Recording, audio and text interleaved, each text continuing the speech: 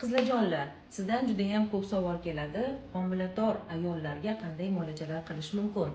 Demak, mijozimiz homiladorlar, necha oylik? 7 oylik homilalari bor ekan. Yuzlaridagi muammoni mana ko'rib turibsizlar.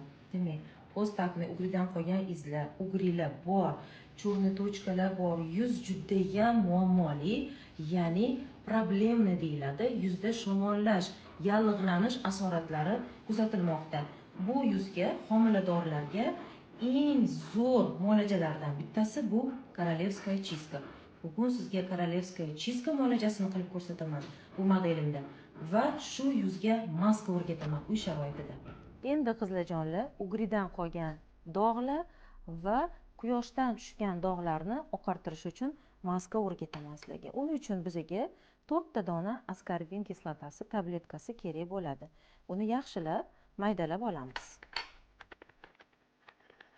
Yaxshilab mana parashok holatiga keltirdik.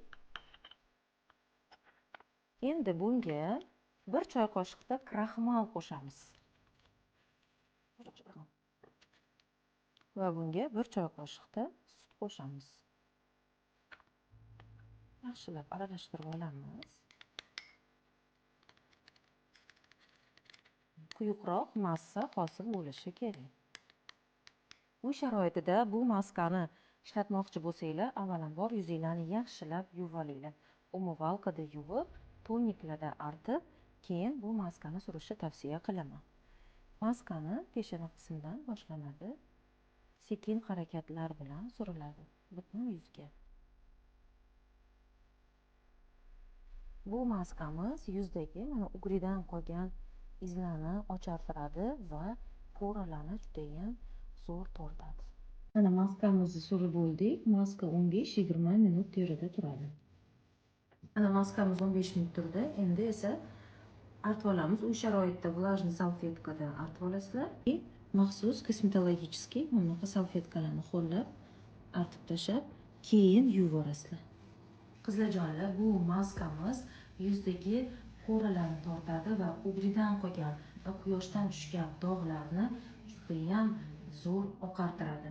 Mana misol, bitta maskani qilgandan keyin yuzimizni ko'rishingiz mumkin. Yuz yaltirabdi. Yaqinroq keling. Yuzimizni ko'ryapsizlar. Bitta maskadan keyin yaltirabdi, poralar ancha tortilgan. Bu maskani haftada 2 marta qilish mumkin. 3 oy davomida agar muntazam shu maskadan foydalansanglar, poralar chiroyli tortiladi, ugri izlari oqaradi va yuzinglar ancha 1-2 tonga oqarib yaltirashni boshlaydi. Va eng muhimi, maskadan keyin suriladigan mazlar. Bu albatta surilishi shart qizlar. Maskamiz 15 daqiqa turdi yuzimizda. Uni artib oldik. Artgandan keyin yuzimizni tinchlantirish uchun, yuzimizda ta'sirchanlik oshib ketmasligi uchun maxsus aptechniy mazli bor qizlar.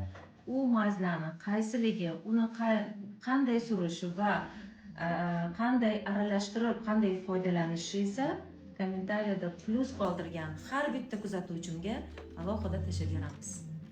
Sog' bo'linglar.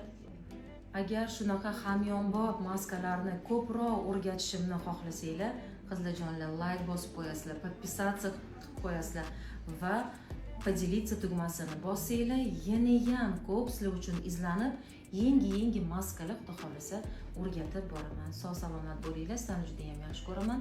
Nodira Yakubova.